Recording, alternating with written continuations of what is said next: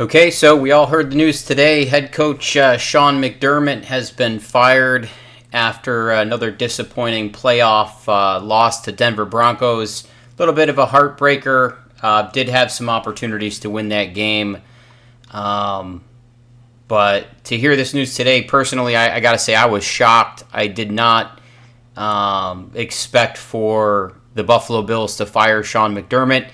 Although I've had my frustrations with the coach and with the GM, I personally thought that they were the equivalent of made men. Given that they broke the drought, given that they drafted and developed the NFL MVP Josh Allen. So it was a shock for me personally, for sure. As far as the playoff run, great game in Jacksonville. Even here in Denver, they kept pace with the number one seed.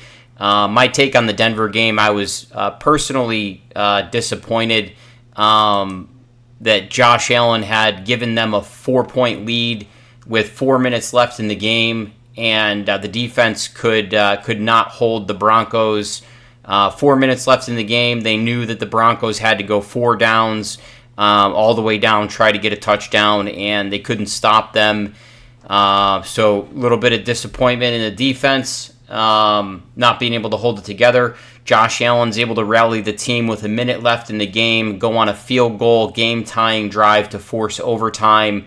Defense gets him a stop in overtime. Josh just doesn't have enough in the tank or enough on the perimeter to be able to go down and get some points in overtime. They only would have needed a field goal. And this is what we noticed last year in Kansas City, honestly.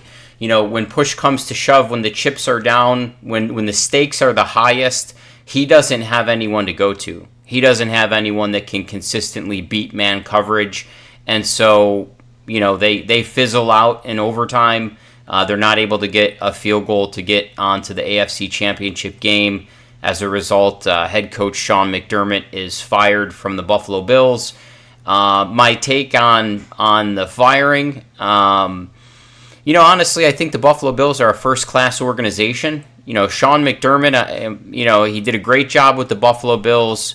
Kudos to Sean McDermott for ending the Buffalo Bills' 17-year playoff drought. I've got my number 17 jersey on here today. So, a lot of respect for him for what he did. But, at the end of the day, look, he's a coach. He's been with the Buffalo Bills for 9 years. He's probably personally made tens of millions of dollars, probably closer to $100 million he's made. So, my heart doesn't break for him that hard. The organization probably actually, this was perfectly timed for Sean to be able to go out and be a candidate. He's a top candidate for a number of jobs, immediately when he hits the market. So this is a win-win for everybody. It's a win for the coach. The timing is perfect for him to move on and get another job where he will probably make $18 to $20 to $25 million per year. He's going to go on and be very successful. He's going to help a team get to the playoffs. He's going to help a team win the wild card round. He's going to help a team build for the future. That's what he's good at. And hopefully he's going to be able to actually take it to a new level, like his mentor Andy Reid did. And he'll be able to actually learn how to push all in, learn how to be aggressive, learn how to live for today, and take more risk to go after the win. I hope that's what we see from him. I'm going to be rooting for him when he goes on to coach at another team. Obviously, if he stays in the AFC, all bets are off. I'm not rooting for the guy, obviously, if he's in the AFC, but, no hard feelings. I think he did a great job with Buffalo. I think the ownership was sharp and on point. They knew the timing was right. The timing really was right. It was time to move on. 8-8 playoff record in 16 games. He's a .500 coach when the stakes are the highest. A lot of those years he had top-ranked defenses early on, top 5, top 10 defenses. This year he had a top 10 defense, number 7 overall. He had the number 1 pass defense. And at the end of the day, when you get to the playoffs and the stakes are the highest, you go against the best coaches, the best offenses, the best quarterbacks. Look, Bo Nix put up 30 points on his number 7 defense and his number 1 pass defense. So it is what it is. Wish him the best of luck. As far as keeping Brandon Beane goes, I'm not against that. Again, I think this is another great move by the Pegula family. Brandon Beane, although if you've seen any of my other videos, I actually did a video on the arrogance of Brandon Beane, but I think that I don't know this for sure. My take or my opinion is that the Buffalo Bills organization empowers the head coach to have the final decision on personnel. I believe that the GM, Brandon Beane, does the GM work and does the leg work, and then allows the coach to pick the groceries, so to speak, to make the choice, the final decision on the personnel. I believe a lot of the personnel decisions were actually, I don't know if I'm right or wrong, I'd love to actually really know the truth. I believe a lot of the personnel decisions ultimately were Sean McDermott's to make. And so even last offseason, when Brandon Beane was, very arrogant on the radio, I think he was sticking up for his coach. He was covering for his coach, sticking up for his coach. It was obviously a heavy in the defensive side for the draft, heavy in the defensive side for the free agent offseason. I believe he was just going to bat for his coach, Sean McDermott. Nothing wrong with that.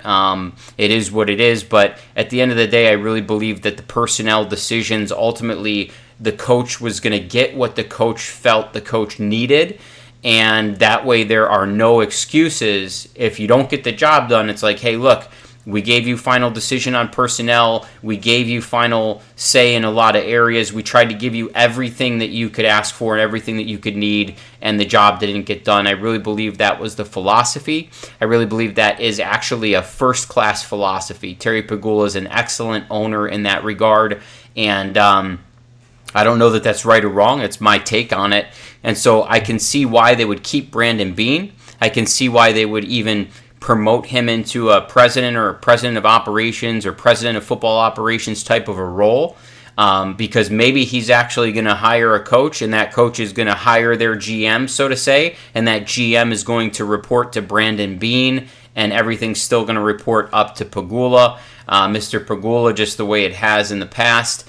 I think this was really this is a win-win for everybody. It gets the taste out of our mouth about the game and everything that went down. My personal take, since this is the first video I've made since the Eagles game, I'll say my personal take on the matter in terms of how that game went down. The Taron Johnson call, a little bit ticky-tack, that pass interference call at the end of the game. They obviously were letting a lot of that go in the course of the game. There was a similar type of pass interference that could have been called against Denver when Cooks was in the end zone. They let that go. Maybe they thought the ball was uncatchable. I thought that was kind of a bad call. But then I come to find out, I hear that Joey Bosa actually roughed the passer on the play, so it is what it is. The Trey White pass interference, I did think that was pass interference. He got there early. It was a bad look. He basically tackled the guy just before the ball even arrived into his hands. I mean, if you freeze frame that looks to me like pass interference. I'm not mad about that. In terms of the catch, obviously I feel like we got robbed. But here's my take on that. I see Stephon Diggs with the New England Patriots over the weekend making strong catches with his hands in traffic and bringing the ball in and catching it through contact through the ground. Now, I actually personally think Brandon Cooks did a good job for us coming in late in the season, off the waiver wires. I actually would not mind seeing him back with the team if he's physically up to it and if they want to have him back. I don't think he's a bad player, but I don't think he's your go-to player in the biggest moments. And unfortunately, because of the way we drafted this offseason, we're throwing important passes to guys that we took off the waiver wires late in the season. Mecole Hardman, Brandon Cooks, these guys, Curtis Samuel. What are we doing? Really on that. The next coach, in my opinion, should be an offensive-minded coach for the obvious reasons. When you have a defensive-minded head coach, you're constantly going to be replacing the offensive coordinator because they are going to get promoted to head coaching jobs because they worked with Josh Allen and had success. Bottom line. Get an offensive-minded head coach, Allow him to cook. Same thing. General manager, president of football operations, whoever's in that role, give the offensive coach what the offensive coach feels he wants. And look, the expectation is not Super Bowl in year one, not in my mind. The next coach does not have to go to and win the Super Bowl in year one. It was just time to move on from this coach that we had. It was 9 years. He had a lot of cracks at it. He had a lot of kicks at the can. It just didn't work out. It was time for a change in philosophy. What I do personally want to see is a young, fast, inexpensive fleet of wide receivers brought in. So what does that mean? I personally believe that means at least 2 to 3 wide receivers in the draft this year minimum. And that does not mean that you need to take them in the first round, okay? You do not even need to take them in the second round. Personally, I think your best bet is probably the 3rd and 4th round. Take a wide receiver in the 3rd and the 4th round. Look for someone who's as fast as possible. Look for someone who is as intelligent as possible. Someone who's not going to give you discipline issues. Someone who's going to value the opportunity, show up to meetings. Someone that's going to be able to learn the playbook inside and out. Upside down, they're going to know every position on the wide receiver roster, every play, every position. Look for intelligence, look for speed, and look for precision route running. Okay? And the last thing I'll say on wide receiver, don't go out there and get like another, Isaiah McKenzie, Deontay Hardy type of small, tiny, short wide receiver. No, we do not want fast and short. Okay, this is a big man's game. We want fast, and the thing that should separate them, we want look for speed, look for intelligence, and the third thing is look for length. Okay, the best combination of those things: speed, intelligence, length. Catch radius, height. Okay? Not necessarily Keon Coleman, we're going to go up and muscle guys and try to moss guys, no. But guys that can extend their arms and catch the ball deep down the field, right? They can lay out, they can get their arms out for a catch deep down the field.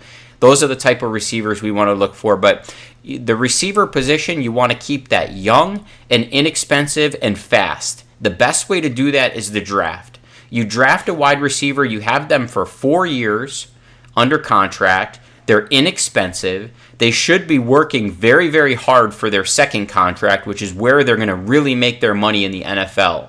So that's why I say look for intelligence. Look for someone that values the opportunity. They're smart enough to know that they need to show up for meetings. They need to be in the playbook. They need to know all the plays, know all the routes. They need to hustle when it's a scramble drill. Look for guys that have, I would prioritize speed, I would prioritize intelligence, and if you don't know what intelligence looks like, if you're not able to sit down with someone in an interview and identify that this is an intelligent man that you're speaking to, well, there's your first problem then. But I would prioritize speed, I would prioritize intelligence, and then I would prioritize length or height. Because we don't want another Isaiah McKenzie, Deontay Hardy. We're not looking for a gadget guy. We don't care if the wide receiver can play teams. We don't care about that, okay? Look for a wide receiver that can run fast, who is inexpensive. I would draft one probably in either the 2nd and 3rd round or the 3rd and 4th round. That's my take. Let's listen to what we heard on the radio today as far as the announcement. Network, the Bills have fired Sean McDermott, sources tell the insiders. Oh, my God. Yeah. All right. Oh, and there's an edited post. See the latest post? Yeah, it's the same thing. Oh, my goodness. Wow. It happened. Wow. The Bills have fired Sean McDermott. Wow. All right. Wow. Ian Rappaport, the Bills have moved on from Sean McDermott. Wow. It's got a chill up my spine. This is crazy. Wow. I'm in shock. I am also in shock. Wow. All right. It was shocking, but as I sit here and think about it as the day has gone on, it's become less shocking to me. Honestly, it's really perfect timing for everyone who's involved. So kudos to the organization. Sean McDermott now can jump in the hunt for a number of jobs. I think there's 6, 7, or 8 head coaching jobs. Trust me, any team would be lucky to have McDermott, who's looking to finally get back to the playoffs or build something for the future. The first team that comes to mind for me is Cleveland. He would have Myles Garrett. He would have his fantasy football dream defensive end. I think Sean McDermott in Cleveland would be amazing. He's going to get paid. Sean McDermott was probably, in 9 years with Buffalo, Sean McDermott probably made close to $100 million. But let's say on the low end, $50 to $75 million. The guy made money, okay? I don't feel bad for Sean McDermott. He made at least $50 million in Buffalo. The guy made money, okay? It's time to move on. It's a little bit shocking, but this is a what have you done for me lately kind of business. NFL is just like a high stakes sales job. You get a sales job and they give you a couple $100,000 or $150,000 base salary. You're making big commissions. You're going to make $250,000 or $500,000 a year. It's what have you done for me lately? Every new month is, hey, what have you done? Last month doesn't exist. And that's how it is in the NFL. These guys make a lot of money. They make tens of millions of dollars. What have you done? Right? You're 8-8 in the playoffs. You're a 500 coach historically. It's time to move on. And it was shocking at first, but I applaud the move. I wish Sean McDermott the best of luck in his next job. I'll be rooting for him from a distance. I mean, listen. They fired McDermott. Yeah. They fired Sean McDermott. I can't believe it. The margin was so thin that pass gets called as a interception and he's fired. I wouldn't say that. I wouldn't say that the margin was so thin. This was probably a situation where they said, hey, look, anything short of you having a Super Bowl appearance, not even a Super Bowl win, anything short of getting to the Super Bowl was probably going to be this result. Was probably going to be fired. Because, look, the bottom line, one thing that I noticed about New England Patriots this year, the shortest path to the Super Bowl is the 1 seed, right?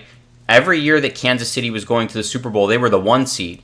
This year, New England is the 2 seed, but they were very competitive for the 1 seed. They stole the division from us. They had 2 playoff games at home. Now they're in the AFC Championship game. At the end of the day, you need a high seed to get to where you want to go.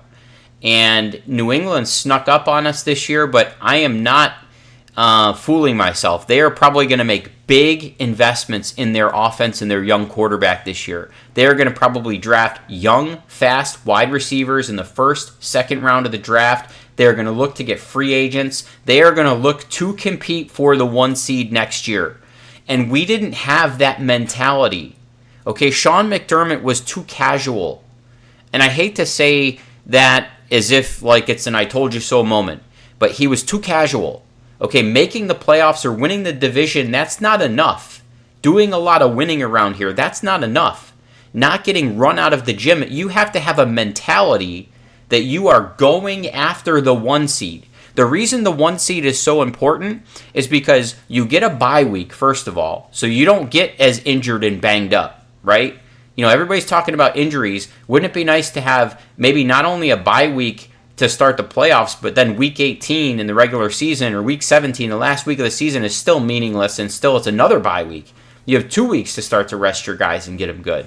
And then you have to win 1 home playoff game to be in the Final Four, to be in the AFC Championship game. You have to win 1 home playoff game. That's it. That's why the 1 seed is so important. Sean McDermott was too casual. You know what I mean when I say too casual? This draft this year that was almost all defense. Almost all defense. I think 5 of the first 6 picks were defense. Okay? Your second round pick was an undersized defensive tackle that added very little value to the team. Your third round pick was a defensive end that couldn't even get into a rotational lineup. And I don't think he was injured all year. I think he was given a red shirt freshman year. So a second and a third round pick that could have been making active contributions to the team and helping on the perimeter, helping Josh Allen to be able to do things in these big moments, they basically went to waste. You can't waste high draft picks. And then that's too casual. Too casual, like as if you don't have anything to worry about. You're not worried about your job at all. when you're that casual, right? You got the MVP of the NFL, arguably back-to-back MVP of the NFL, and he's working with journeyman guys like Shavers off the practice squad. Khalil Shakir out of the 5th round. You wrote that guy a $56 million contract.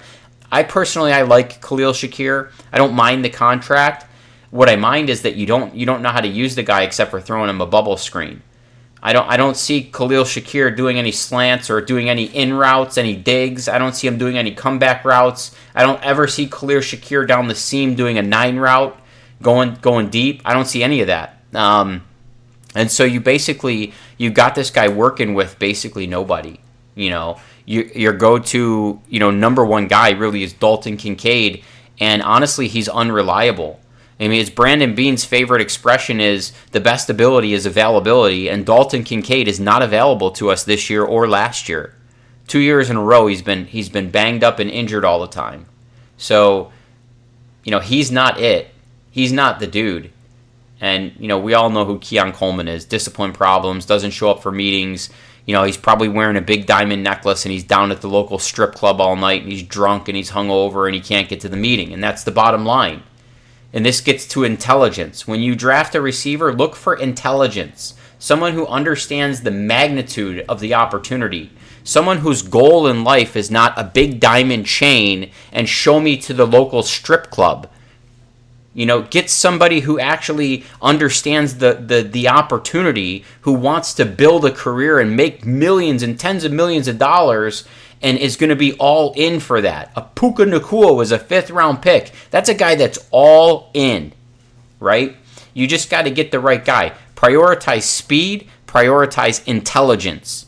Someone who understands the magnitude of the opportunity, someone who has self-discipline, someone who can not only learn the playbook, but understands every position in the wide receiver arena.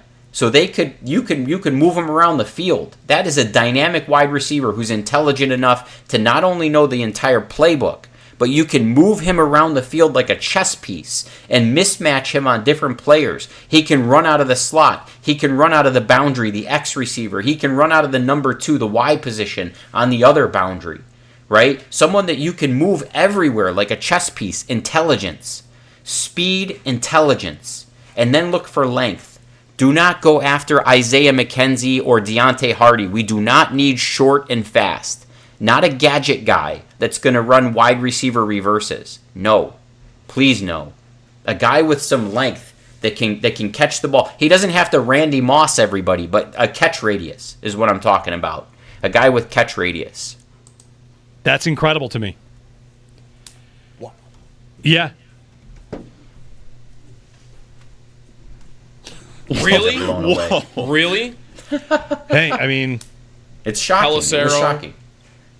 Mike Garafolo, Rappaport, all of them. does he want to coach this year? Is he getting interviews I don't see it immediately? I don't know. Diana Rossini now, too. I don't see anything about Bean. So this was a good move all the way across the board. As far as McDermott, is he going to be coaching next year? If he wants to, he will be. He'll be a top paid coach. If Harbaugh was getting offered $25 million a year to go to the Giants, Sean McDermott will get $18, $20, $22, or $25 million per year. He is, Sean, don't get me wrong, Sean McDermott is an excellent coach for an organization that has not been making the playoffs, has not been winning divisions, does not have a good build for the future. He will go in there and he will methodically build the roster in the right way. He will get you into the playoffs. You might be a wild card the first year or two. He will get you a couple division wins.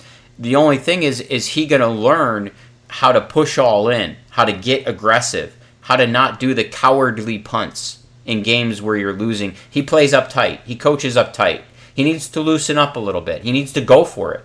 Maybe losing his job in Buffalo is going to teach him that it's not enough to be a winning coach in the regular season. I got to go for it. I got to push all in. I got to take that chance on fourth down. I got to play to win the game in the first half instead of sitting back and saying, "Oh, let's see what they're trying to do to us and then we'll play catch up in the second half." No. Instead of just saying, "Hey, I can only do defense where I run nickel defense 95% of the time and we're only going to get pressure if our front four can get pressure." No, maybe you need to come up with creative blitz schemes like Steve Spagnuolo does and implement those early in games and get after teams early in games. Take risk early. Instead of sitting back early and seeing what the other team does to you, get aggressive and take risk early in the game, knowing that you can recover if you make a mistake later in the game. And you need to be more aggressive. You know, I like the whole humble and hungry thing. You need a little bit of cocky and swagger, right? You made a lot of money in Buffalo. You had a good run. You know, look, you're going to be fine, buddy. McDermott. Wow. And it's on ESPN right now. Well, so. I mean, listen, everybody's got it. Sal, come on in. I mean, Yeah, give his mic up. Sal, Where do you want me? wherever you want to sit. We got, yeah. Okay. I mean, I can stand too here. Yeah, sure. Sean. Sal comes rushing in. Where do you want me? Where do you want me? I'm the team's sideline reporter. He's been the poor Sal Capaccio. Why? You know, like a Capaccio? This guy's going to die in the seat as the Bills sideline beat reporter. Nobody else is ever going to get a chance. He's been through like 5 regimes with the Buffalo Bills. He's a friendly face to the organization. He never really critiques them. He's never really critical of them. He's a big defender. He's always quick to defend the team, no matter what it is. He would be defending McDermott today in this offseason if they didn't fire him. But here he is. Here's Sal Capaccio coming into the room. Hey, why? You no like a Capaccio? What, the Capaccio's no good? Yeah, no, we don't like you. You're like the PR arm of the Buffalo Bills. So, you know, what do you got to say here, Sal Capaccio? McDermott has been fired by the Buffalo Bills. Okay. Yeah. I mean, I'm in total and utter shock. Okay. Can we fire the sideline reporter? Can we get a new Buffalo Bills sideline reporter? This guy's been in the chair for like 30 years through 4 regimes. It's like, come on, man. Here we go. Let's hear what Sal Capaccio's got to So say. just so you all know, I was literally down in another studio doing It's Always Game Day in Buffalo, and Matt Bove says on the podcast, hey, of all the things to lay this loss on, Sean McDermott's the least of them. Yeah. And as soon as he said that, he said, we have breaking news right now on the podcast. Sean McDermott's been fired. So Sean McDermott out as Bills head coach, according to Ian Rappaport, according to Adam Schefter. The Bills will now be looking for a new head coach. We don't know the fate of Brandon Beane. We haven't seen anything about that. So I can't imagine at this point. Brandon Beane goes on to get a promotion. That's funny. Well, Brandon Beane's not terrible. Honestly, my personal belief, part of the reason I was so fired up about McDermott is I always believed, and I don't know if this is right or wrong. Maybe this is a good time for the organization to share this information so we know going forward, or maybe it's none of our business. But my personal take was that the head coach, Sean McDermott, I believe the mentality was the coach gets what the coach wants, right? The GM maybe does the legwork, you know, crunches all the numbers, the stats, the speed, the agility, all the combine stuff, and they say, hey, here's who we think are the top, 3 or 4 guys in the position, 5 guys. The GM and the front office probably make that board. Hey, here's the top 10 prospects at every position. This is how we rank them, and this is what our opinion is. But it's my belief that at the end of the day, the head coach was making the choice who to pick and what side of the ball to pick. And so this year when you had DB, Maxwell Harrison first round, defensive line second round, defensive end third round, fourth round was defensive tackle, and then fifth round was a tight end, which would be the third tight end on our roster, and the sixth round I believe was a DB. I believe all of those choices were at the discretion of the head coach. And so if I'm correct in that, then I have no problem with Brandon Beane getting promoted to president of football operations. He did his job, right? His job was to line up, here's who we say are the best players. Here's what the consensus is. These are the best players in the draft. These are the best players in free agency. And here's what we can do. And then the coach, I believe, was empowered to build his roster. And I believe that it was set up like that because Mr. Pagula runs a first-class organization. And he says, hey, the coach is going to make the final decision because at the end of the day, his job is truly the one that's on the line. And when his job is on the line, when a day like today happens and the head coach gets fired, they probably already know it going in, right? Hey, we gave you everything that you wanted, right? Did we allow you to pick your picks in the draft? Yes. Did we allow you to say yes or no on the free agents? Yes. Did we allow you full control over the roster? Yes. You're the accountability. You're the head that has to roll, And I believe that that's the way it worked behind the scenes. And so it makes sense. Brandon Beane apparently has done a great job in what he had to do. As far as the arrogance of Brandon Beane and the offseason with the wide receiver stuff, I think he was going to bat for his head coach, right? So really it was just an arrogant or a bad way. It was a bad look in the way that he was defending his head coach, at least in hindsight. And maybe even, honestly, I don't know this, but maybe even the Waddle trade, I don't know. Maybe McDermott said, hey, no, it's too much to give up. No, I need that first round pick this year. No, I don't even know. We don't know the details. We don't know the inner workings. We can only pontificate. We can only imagine, and that's all we can do. But it's shocking, but I think Sean McDermott will bounce back fast. He's going to be a top head coaching candidate, maybe even a college coach. Who knows? Maybe he takes on a whole college program. But he's going to go on, and he's going to continue to make tens of millions of dollars coaching. 10, 15, 20, 25 million dollars per year as a head coach. I mean, don't feel too sorry for him. He's a great guy. We enjoyed him here.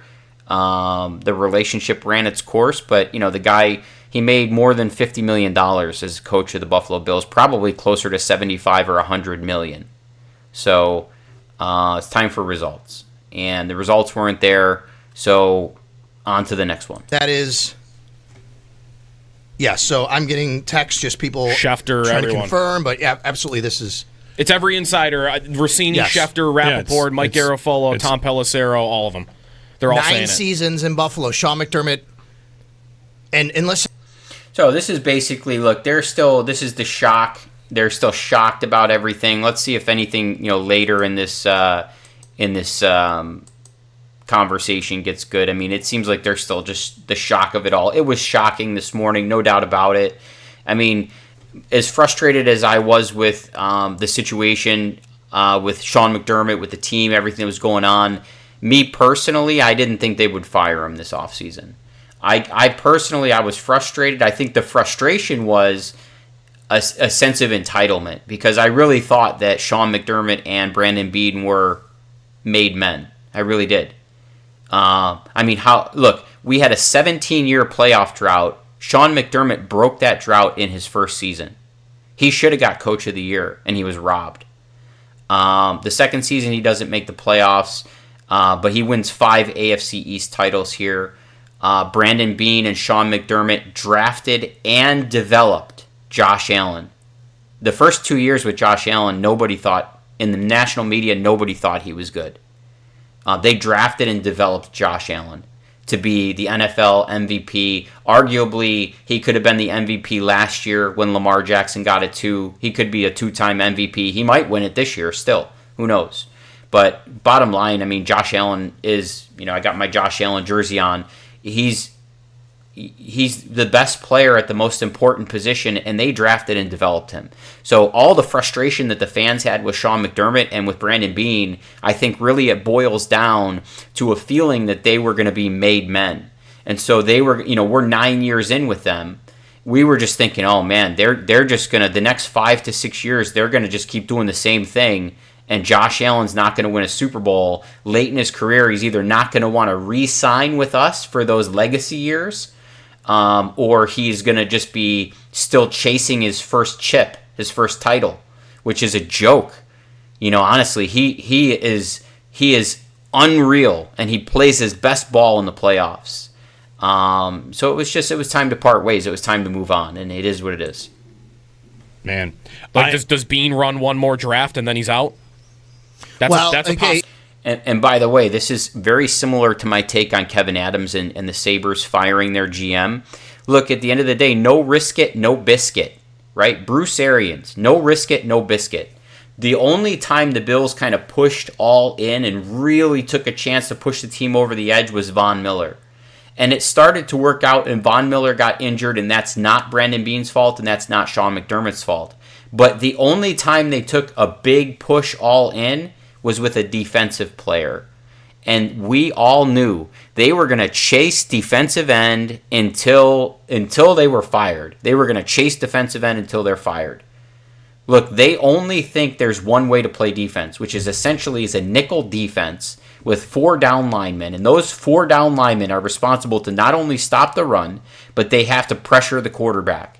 They basically want the Houston Texans defense. What Houston has this year, where they can line up that front 4 and they dominate you all game long, and everybody else can sit back in coverage, that's what they want. And that's the only way they want it.